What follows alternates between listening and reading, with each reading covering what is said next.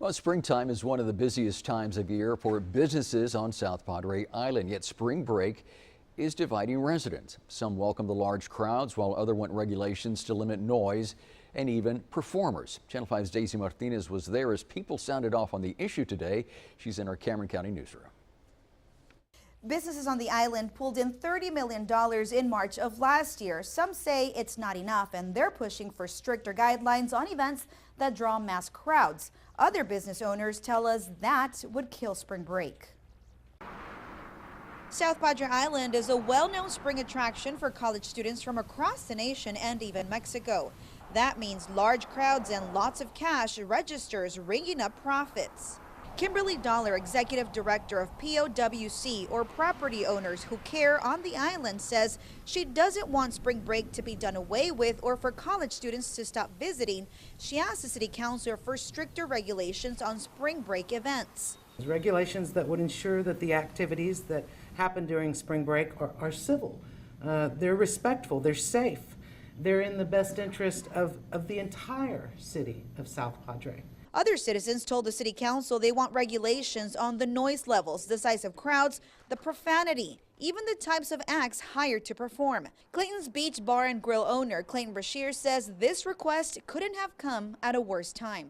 So for people to come and say, oh, we need to regulate it right now when we're all trying to get ready for spring break, that's not right. He adds the island is a tourist destination and there's a business market here for everyone. We want people to come down here and enjoy it. Spring break is just 2-3 weeks.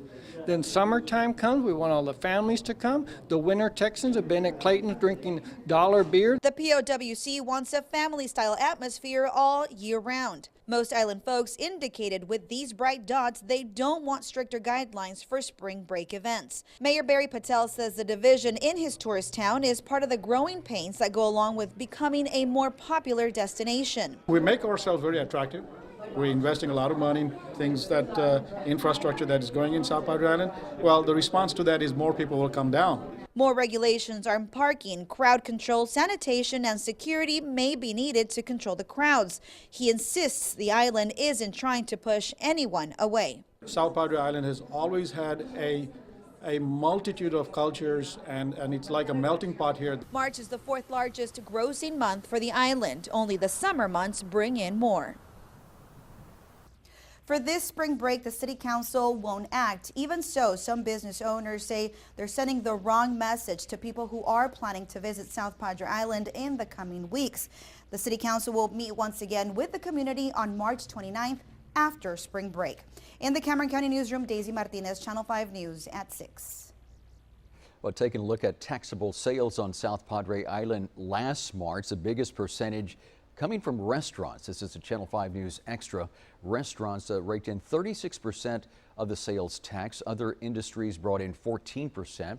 Then you had gift, clothing, and souvenirs. That was at 12%. Beer, wine, and liquor sales were further down the list, that counting for just 6%. We'll have the entire list posted on our website. Those taxable items plus Stacy's story at our website, krgv.com, after the newscast.